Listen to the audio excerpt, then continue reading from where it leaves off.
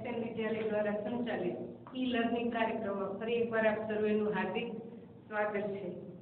SN વિદ્યાલય સાથે જોડાયેલા તમામ વિદ્યાર્થીઓ નવા વર્ષના હાર્દિક અભિનંદન।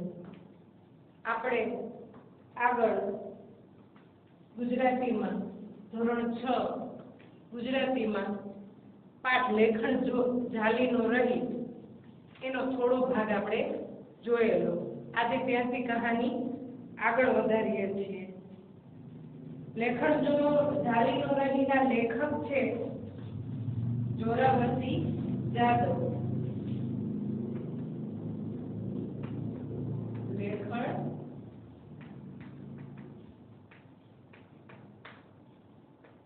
ઝાલીનો રહી લેખક છે જોરાવરસી જાદવ। અને આ વાર્તા જે છે તેનો પ્રકાર આપણે પહેલા ચેપ્ટરમાં વાત થઈ ગઈ હતી, લોકકથા છે। લોકો દ્વારા કહેવાયેલી કથા અથવા લોકો દ્વારા બોલાયેલી વર્ણવેલી કથા। તો જે પ્રકાર છે તે લોકકથાનો છે। 2 પેજ જોયા હતા, પેજ નંબર 29 અને 30। 30માં થોડું બાકી હતું, ત્યાંથી આપણે શરૂ કરીએ। તો જે પેલો કહળસંગ છે તે ભારોભાર દાંડાઈ જે વણિક છે હરખચંદ શેઠ તેમની સાથે કરે છે, પણ હરખચંદ શેઠ એ વખતે થાકી લોસપોસ થઈ અને કંઈ પણ કહ્યા વગર તે પોતા ઉપર જે અત્યાચાર કરે છે તે સહન કરે છે। પછી વારો હવે કહળસંગનો આવે છે। આગળ વાર્તા જોઈએ। હરખચંદ શેઠ ઢીલા પગે ને વિલા મોઢે કરામતી કહળસંગના ગાડાને જોતું જોઈ રહે। આપણે આગળની વાર્તામાં જોયું હતું કે પોતે હટાણું કરવા જાય છે, સાજા દિવસનું કરિયાણું ભેગું કરી ચોમાસા પહેલા લઈ આવે છે, કારણ કે ચોમાસામાં રસ્તા શું થઈ જાય છે, બંધ થઈ જાય છે। એને કારણે આખા 4 મહિનાનું હટાણું કરીને આવે છે। અને આ જે વણિક છે તે પોતાનું જે કપાસિયાનું બાચકું હતું એ ગાડામાં મૂકવાનું કહે છે, પણ ઓલરેડી ગાડામાં એટલો બધો વજન હોય છે કે કહળસંગ તેને ના પાડે છે, કારણ કે પેલો જે વાણિયો છે હરખચંદ શેઠ તે ક્યારેય કોઈને કામમાં આવેલો નથી। એટલે કે જો આપણે કોકને નેટ નમીએ તો કોક આપણને વેટ નમે, આપણે કોઈને મદદ કરીએ તો આપણને કોક થોડીક મદદ કરે। જો કોઈ ઉધાર માંગવા આવે તો પણ તે ખીજાય અને કાઢી મૂકતો હતો। તો એને સબક શીખવાડવા માટે કહળસંગે ગાડાની ના પાડી અને ધીમે ધીમે ગાડું હાંકવાનું ચાલુ રાખ્યું। અને આજે હરખચંદ શેઠ છે એ પાછળ ગાડા પાછળ દોડતા જાય છે। એટલે શેઠ કેવા થઈ જાય છે, ઢીલા પગે અને વિલા મોઢે। એટલે કે નિરાશા અનુભવતા ઉદાર ચહેરે તે કહળસંગના ગાડાને જોતું જોઈ રહ્યા। પછી છેલ્લે ઓલાએ ગાડું મારી મૂક્યું અને તે ઊભા જોતા રહ્યા। તો આપણે પાઠમાં એટલે કે લેખન જો ઝાલીનો રહીમાં આવતા શબ્દાર્થ, સમાનાર્થી શબ્દાર્થ, ત્યારબાદ છે રૂઢિપ્રયોગ,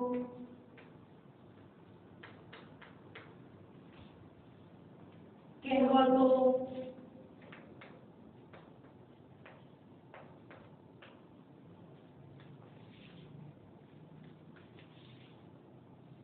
અને શબ્દ સમૂહ માટે એક શબ્દ જેમ જેમ પાઠમાં આવશે એમ આપણે જોતા જઈશું। તો અહીંયા આપણને એક સરસ મજાની રૂઢિપ્રયોગ મળેલો છે, ઢીલા પગે ને વિલા મોઢે।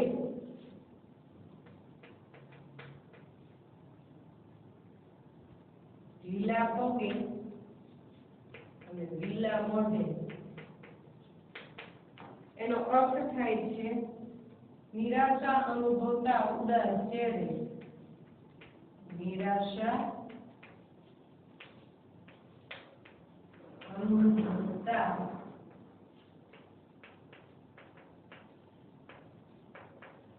ઉદાર ચહેરે એ નિરાશા અનુભવે છે કે ભાઈ મારું જે વજનવાળું બાચકું હતું તે કહળસંગે મને ગાડામાં મૂકવા દીધું નથી। હવે એ પાછળ દોડી અને થાકી ગયા છે અને નિરાશા અનુભવે છે કે હવે આશા નથી કે આ મારું બાજુ જે છે એની સાથે લઈ જશે. બળદ તાણી ચાલ્યા રહેતા નથી. ઈ વેણ ચતુર્વાણિયાના મનમાં ક્યાંય સુધી ઘુમરીઓ લઈ રહ્યા હતા. પેલા કહળ સંગે એવું બાનું કાઢ્યું કે મારા જે બળદ છે, સિંધિયા બળદ, સિંધી એટલે કે પહેલવાન મજબૂત બળદ, એમાં એટલું જોર છે કે એને હું તાણી રાખું તો એ ઝાલ્યા રહેતા નથી. એવું બાનું કાઢી અને કહળ સંગે કપાસિયાની નાખી દીધી. પણ એ જે વાત હતી એ વાત આ વાણિયાના મગજમાં એવી ઘુમરીઓ એટલે વિચારનો વંટોળાવો, મગજમાં મગજ વિચારે ચડી જવું, તો એનું મગજ એવું વંટોળે ચડ્યું કે એણે કહેલી વાત એ મગજમાંથી કાઢી શકતા નહોતા. અને ઘુમરીઓ શબ્દનો અર્થ થાય છે ઘુમરીઓ એટલે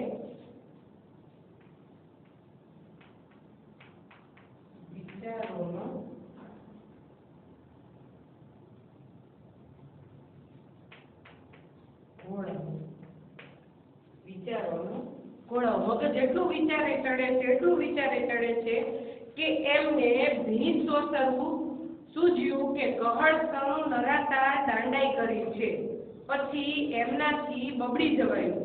મારા રાજપૂતે કરી છે ને કઈ. આપણને આ પાઠમાં તળપદી ભાષા એટલે કે ગામડામાં વપરાતી તળપદી ભાષાનો વધારે ઉપયોગ જોવા મળે છે. એ સિવાય રૂઢિપ્રયોગ અને કહેવતો પણ એટલી મળશે. આ એક જ પાઠમાં ઘણી બધી કહેવતો અને રૂઢિપ્રયોગો મળે છે. તો અહીં આપણને એક મસ્ત રૂઢિપ્રયોગ મળ્યો છે કે ભીત સોસરવું. ભીત સોસરવું અર્થ થાય છે સ્પષ્ટ રીતે સમજાવવું. સ્પષ્ટ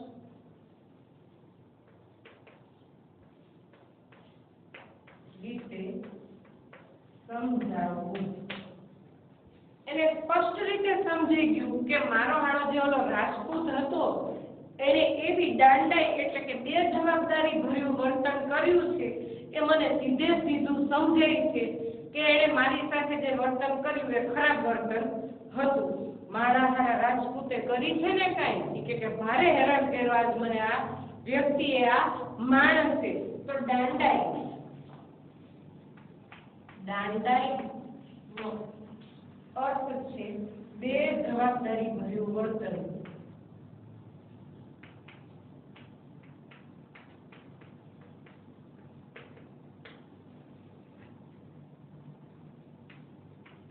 બે જવાબદારી ભર્યું વર્તન.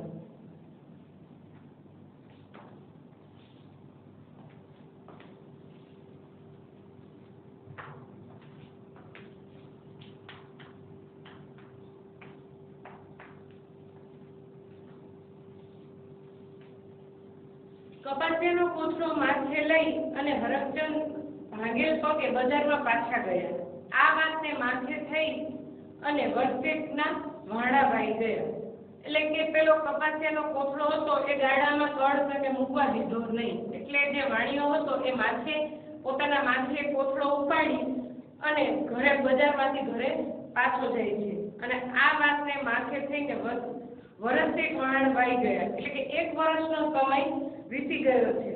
પણ મદારીના કરંડિયામાં સાપ જેમ ગુજળું વળીને પડ્યો રહે એમ આ વાત એમના લમણામાં રહી ગઈ. જો અહીંયા આપણને એક પ્રશ્ન મળે છે કે વાણિયાના મગજમાં વાત કેવી રીતે પડી હતી, અથવા તો વાણિયાના મગજમાં કહળસમની દાંડાઈની વાત કેવી રીતે પડી હતી. તો એનો જવાબ છે કે મદારીના કરંડિયામાં જેમ સાપ, આપણે હવે ઓછા મદારીના ખેલ જોવા મળે છે, પણ છતાં તમે લોકોએ ક્યાંક જોયું હોય તો મદારી જે સાપ લઈને આવે એ એક ગોળ કરંડિયો લઈને આવે, એમાં ગોળ ગોળ ગુજરું વળી અને સાપ પડેલો હોય છે. જેવો તમે કરંડિયો ખોલો છો કે તરત જ સાપ ઊંચો થાય છે.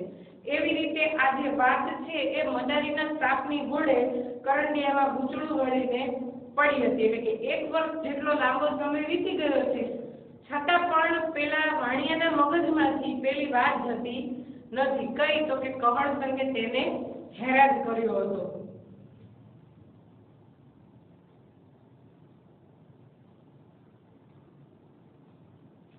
એમ આ વાત એમના લમણામાં રહી ગઈ. લમણામાં રહેવું એટલે યાદ રહેવું.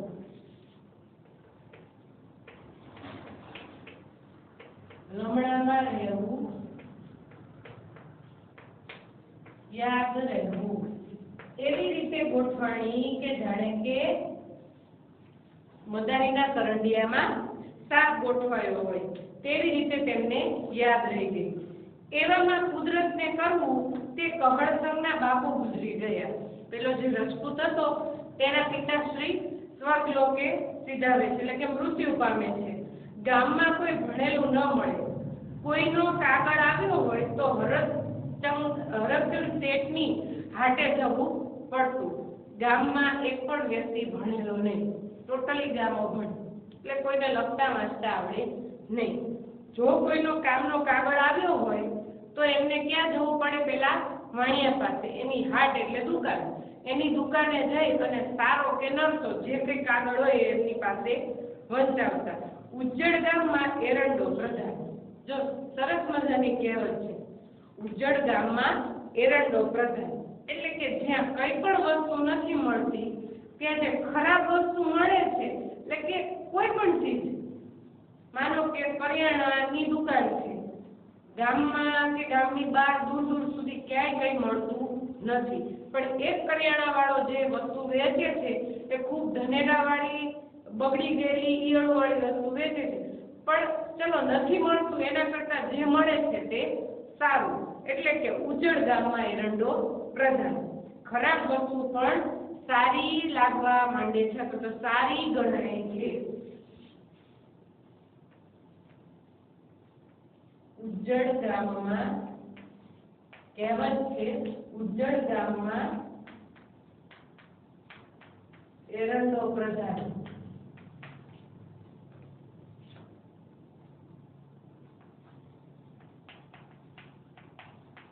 બિલકુલ વસ્તુ ન મળતા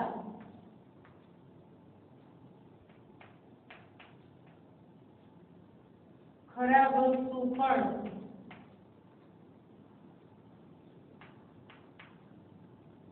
સારી ગણે. હવે આખા ગામમાં કોઈ ભણેલું નહીં અને એમાં માણ્યો થોડું ભણેલો, એને લખતા વાંચતા હિસાબ કરતા આવડે, એટલે આખા ગામમાં ઉજ્જડ ગામમાં એરંડો એક ઝાડ જે છે એ પ્રધાન છે, કારણ કે ગામમાં કઈ જ ઉગતું નહોતું. એક નકરું એરંડિયાનું ઝાડ ઉગી ગયું તો વાહ વાહ થઈ ગઈ, વાહ વાહ એરંડિયો ઉગ્યો, એરંડિયો ઉગ્યો. એવી રીતે આખું ગામ અભણ, એમાં આને થોડું ઘણું વાંચતા આવડે, એટલે બધા લોકો એની ગરજ કરતા એની પાસે જાય. હવે વારો છે કમળસમનો. એના પિતાશ્રી ગુજરી ગયા છે, એટલે એના કારજના કામે વાણિયા પાસે હવે એને જવું પડશે. ગામ આખું અંગૂઠા છાપ, એટલે હરકચંદનો ભાવ પૂછે. કોઈના દસ્તાવેજ લખવા હોય, ખાતું પાડવું હોય, કે સારા ભલા અવસરે કંકોત્રી લખવી હોય, કે માઠા પ્રસંગે કાગળ લખવા હોય તો હરકચંદ શરમના માર્યા કામ કરી દેતા. એટલે કે આખું ગામ અભણ, એમાં આ એક લખતા વાંચતા આવડતું હોય એવો માણસ. તો ગામની અંદર જે કોઈને આવું કામ હોય લખવા વાંચવાનું, જેમ કે દસ્તાવેજના કાગળ લખાવા હોય, કોઈ ખાતું પડાવવું હોય, ડાયરીમાં હિસાબ રાખવા માટેનું, સારા અથવા તો ભલા પ્રસંગ, એટલે કે સારો એટલે લગ્ન કે વાસુ કે એવું કોઈ સારો પ્રસંગ હોય ત્યારે આપણે લખીએ અને શું કહેવાય? કંકોત્રી. પણ મરણ કે કોઈ ખરાબ એવો પ્રસંગ બની ગયો હોય તો એ વખતે જે આપણે લખીએ છીએ તેને શું કહેવાય? કાળોતરી. તો અહીંયા આપણને એક સમાનાર્થી શબ્દ મળે છે, કંકોત્રી.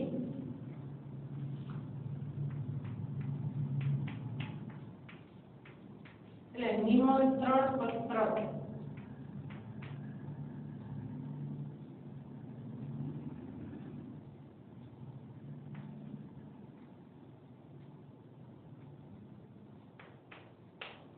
અને એક વિરુદ્ધાર્થી શબ્દ પણ મળે છે, કંકોત્રી. એનો ઓપોઝિટ થાય છે કાળોતરી. આ થયું વિરુદ્ધી. વિરુદ્ધાર્થી કંકોત્રી તો કાળોતરી. કંકોત્રી એટલે શુભ પ્રસંગે લખાતો કાગળ અને કાળોત્રી એટલે કે અશુભ પ્રસંગે લખાતો કાગળ. એ બધા જ લોકો કાગળ લખવા માટે હરખચંદ શેઠ પાસે જતા અને એ હરખચંદ શેઠ પણ કરમનો માર્યો એ કામ કરી દેતો. કહરસંગે હરખચંદ શેઠને બે હાથ જોડી અને કાળોત્રીના કાગળ લખવા બોલાવ્યા. હવે કહરસંગનો વારો છે. પહેલા હરખચંદને ગરજ હતી, પહેલા કહરસંગનો વારો હતો અને હરખચંદ શેઠને તેની ગરજ હતી. હવે હરખચંદ શેઠનો વારો છે અને કહરસંગને તેની ગરજ છે. તો બે હાથ જોડી અને વિનંતી કરે છે કે મારા પિતાશ્રી જે ગુજરી ગયા છે તેમના કારજ એટલે કે બહારનું, આપણે હિન્દુ સમાજમાં એવી એક રીત હોય છે કે કોઈ પણ વ્યક્તિ ગુજરી જાય તો 12 દિવસ સુધી એનું ટાણું કરવામાં આવે છે, કારજ એનું એ વિધિ કરવામાં આવે છે. એ વિધિ માટે આપણા સગાવાલા લોકોને આપણે આમંત્રિત કરીએ છીએ. પણ પ્રસંગ થોડો મૃત્યુનો અને ખરાબ હોવાને કારણે આપણે એ સમયે કાળોત્રી લખીએ છીએ. શું લખીએ છીએ? કાળોત્રી. તો એ કાળોત્રીના કાગળ લખવા બોલાવ્યા. શેઠને મનમાં થયું કે તે દી તો બાપુના બળિયા તાણિયા ઝાલ્યા ન રહેતા હતા ને આજ મેલાના કાગળ લખવા બોલાવે છે. હવે હરખચંદ શેઠનો વારો આવ્યો. એણે કીધું કે તે દી તો બાપુ, જનરલી દરબાર અથવા રજપૂત માટે આવું ઉપનામ બાપુ એવો શબ્દ વપરાય છે. તો કે તે દી તો બાપુના જે બળદ છે એ તાણિયે ઝાલ્યા રહેતા નહોતા અને આ દી કે મારી પાસે કાગળ લખાવા આવ્યા છે, ઠીક લાગમાં આવ્યા છે. ઓલાએ કીધું તું ને, જો આ તો ધોરેડીએ તાળા ન દેખાડ દઉં તો મારું નામ નહીં. એવી રીતે હવે આ કહળ અને હરખચંદ શેઠ કે છે બરોબર તાકમાં આવ્યા. હવે વારો ઈને ભાલીએ નો ભરાવી દઉં તો મારું નામ હરખચંદ શેઠ નહીં. એટલે કે કાગળના કામ માટે આવ્યા છે અને એ કામમાં જો બરાબર તકલીફ ઊભી ન કરું, એ કામને ગોળ ગોળ ફેરવી ચકડોળે ન ચડાઈ દઉં તો મારું નામ હરખચંદ શેઠ નહીં. ભાલીએ ભરાવી દેવું.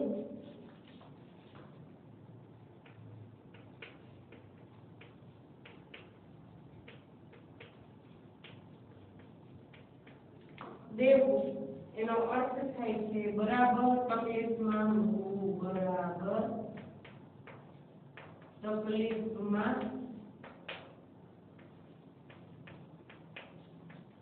મૂકવું, કે એવો તકલીફમાં મૂકવું ને બહાર નીકળવું એને મોંઘું પડી જશે.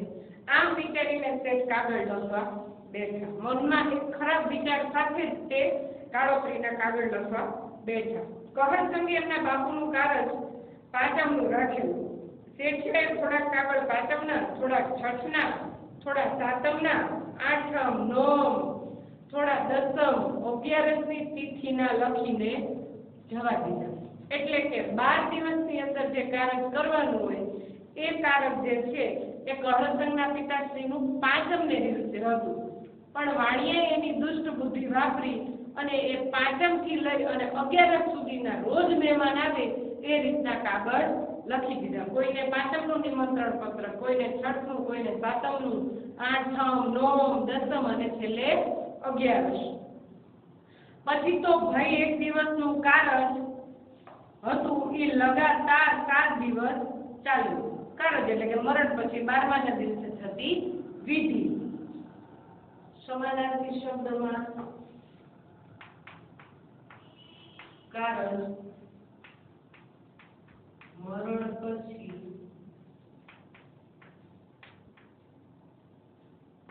12મે દિવસે થતી વિધિ એને કારજ કહેવાય. એ કારજ 5મે દિવસથી લઈ અને છેક 12 દિવસ સુધી ચાલ્યું. ઓલા જાય ને ઓલે આવે, ઓલા જાય ને ઓલા આવે. એક નાની એવી શરમ ન ભરી એને કારણે અત્યારે આ કહરસંગને હેરાન થવાનો વારો આવ્યો. પણ પ્રસંગ વાણીએ જોયો નહીં. એણે જે એને હેરાન કર્યું તો એમાં જાજી કોઈ હેરાન કરતી નહોતી. એક વ્યક્તિ જ હેરાન થવાનું હતું. જ્યારે આમાં આખો પ્રસંગ બગડી ગયો અને લોકો 12 દિવસ સુધી આવે ને જાય, આવે ને જાય, આવે ને જાય. કહળસંગના કુટુંબવાળા સંધાય વિચારમાં પડી ગયા કે માળું, સંધાય એટલે બધાય, માળું આ ચમનું વેતરાણું છે. કહળસંગના જે મહેમાન આવ્યા હતા એ વિચાર કરવા માંડ્યા, આ વાણિયાએ શું તો કાગળમાં લખ્યું કે હાડા માણસો 5 ને દિવસે, 6 ને દિવસે, 7 ને દિવસે રોજ આવતા જાય છે. આ તો આ માળું આ ચમનું વેતરાણું, આ શું બધું ઊંધું મરાઈ ગયું. અને આ મેલાના કાગળ કોની પાસે લખાવ્યા હતા? કાગળ તો હરકચંદ શેઠ લખી દીધા હતા.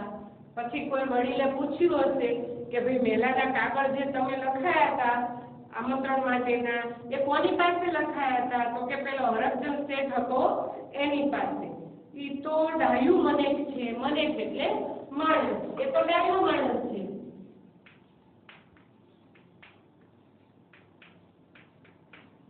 તો પછી આ ઊંધું કઈ રીતે મરાણું? મને પૂછીને આવી ભૂલ ન કરે હો. ઈ કે આવો સજ્જન માણસ આવી ભૂલ ક્યારેય ન કરે. શેઠને બોલાવીને પૂછો તો ખબર પડે ને. આ તો ખંતીધર કોરડું છે, પણ તે મોડા પાતળા માણસનું કોરડું હોય તો ખેતર વેચવાનો વારો આવે. બીજું કઈ કે સારું છે કે ભાઈ કહળસંગ પૈસે ટકે સુખી છે, એટલા માટે 12 દિવસ સુધી આ જે મહેમાન આવે છે તેનું ખાણું પીણું તેમને સાચવવાના બધું કરી શક્યો. પણ કે જો કોઈ સામાન્ય વ્યક્તિ હોત આ જગ્યાએ તો એ 12 દિવસ સુધી આટલા બધા લોકોનું ભારણ સહન કરી શકતો નથી. તો એવું બને કે એને એ દેણું ચૂકવવા માટે ખેતર પણ વેચવું પડે. હરકચંદ શેઠને તેડું મોકલ્યું. હરકચંદ શેઠને બોલાવેલા. હાથમાં ધોતીનો છેડે ઝાલી, કાને લાંબી લેખણ ખોતી, માથે રાતી પાંચાળ પાઘડી અને પગમાં મોજડી પહેરી શેઠ કહળસંગના ફળીએ આવ્યા અને સૌ પૂછવા લાગ્યા. જો આપણને એક એવો ઓલો થાય કે હરકચંદ શેઠ કેવા હતા, તો કે ધોતી પહેરતા હતા, હાથમાં ધોતીનો છેડો, કાને લાંબી લેખણ, અહીંયા પેન ખોવાઈ ન જાય એટલા માટે અહીંયા કાન પાસે રાખતા, લેખણ એટલે પેન, માથે રાતી પાંચાળ, પાંચાળ એટલે પાંચાળ પ્રદેશની અથવા તો એ એરિયાની પાઘડી, એક પ્રકારની પાઘડી, અને પગમાં મોજડી પહેરી અને કહળસંગના ફળીએ આવીને ઊભા રહ્યા. રમચંદભાઈ આ ચમનું બફાડું છે. શેઠિયાએ ઠાવકું મોં કરી માંડીને વાત કરી. બધા જે મહેમાન આવ્યા હતા વડીલો કહળસંગને ત્યાં, એમણે પૂછ્યું કે શેઠજીભાઈ આ ઊંધું જે બધું મરાણું છે એ શાને કારણે મરાણું છે? તમે અમને વિસ્તારથી વાત જણાવો. શેઠિયાએ ઠાવકું, ઠાવકું એટલે ગંભીર,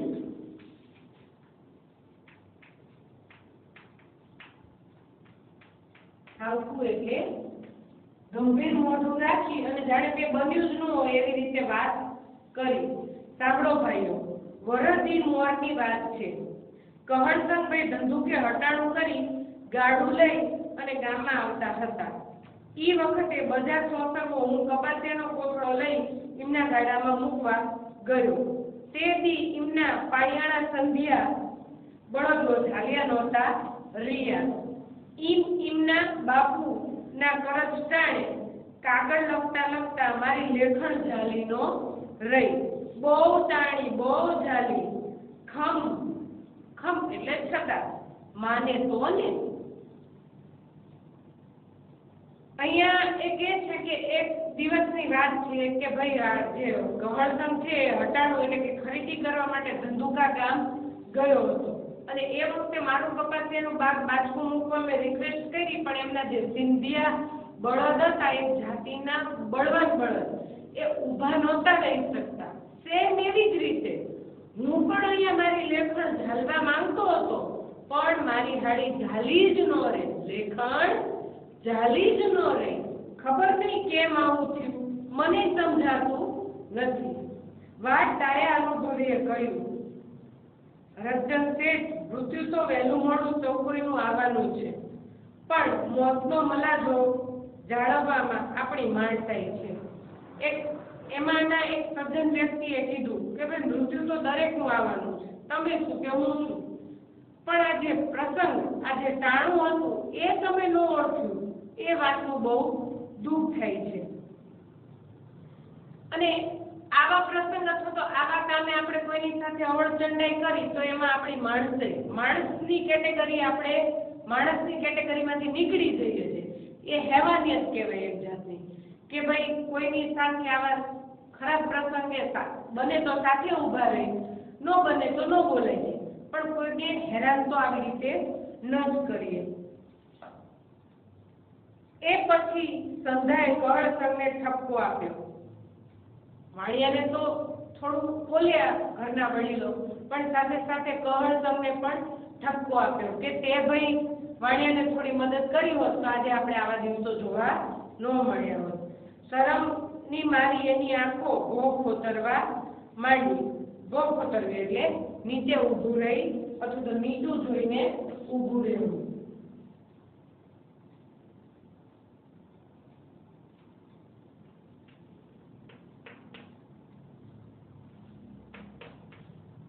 ભોં ખોતરવા માંડવું, નીચું જોઈને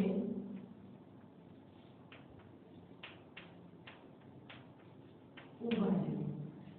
શરમ ઘણી આવે છે, પણ હવે શું કરે, અફસોસ કરવાનો સમય જતો રહ્યો છે, માટે નીચું જોઈ મુંડી નીચી કરી અને જે બોલે વડીલો તે સાંભળે છે. વાઢ્યા કાન ને આવ્યા સાળ. કહેવત છે કે કાન વાઢી નાખવાથી શાન એટલે બુદ્ધિ, કાન વાઢી નાખવાથી બુદ્ધિ આવે છે. અહીંયા આપણે એવા અર્થમાં લેવાનું છે કે અનુભવ છે તે બધું જ સમજાવી જાય છે. એટલે કે વાઢ્ય કાન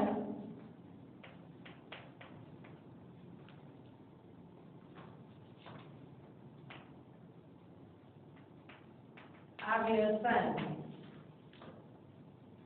અનુભવ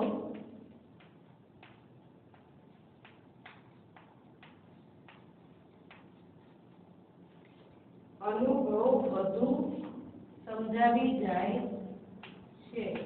એને અનુભવ થયો કે મેં કોકની સાથે દાંડાઈ કરી એટલે કોકે મારી સાથે કરી. હવે જીવનમાં જીવશે ત્યાં સુધી કોઈની સાથે આવી દાંડાઈ કરશે નહીં. તે દીથી કહળસંગની અક્કલનું તાળું ઉઘડી ગયું. આજની ઘડી ને કાલનો દી.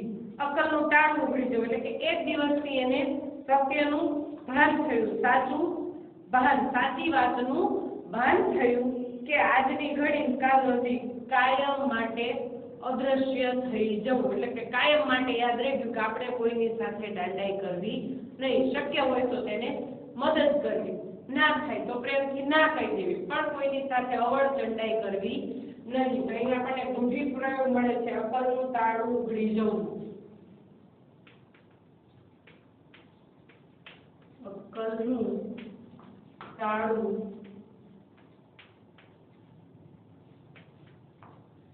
ઉઘડી જવું, સાચી વાતનું ભાન થવું. અને કહેવત છે આજની ઘડી કાલનો દી. આજની ઘડી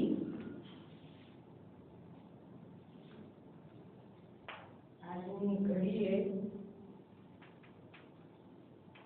કાલનો દી. એટલે કે કાયમ માટે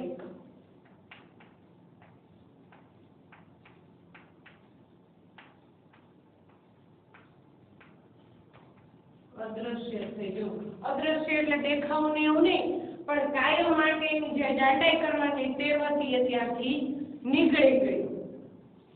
તો પાઠ અહીં પૂર્ણ થાય છે. પાઠમાં આવતા રૂઢિપ્રયોગ, કહેવતો,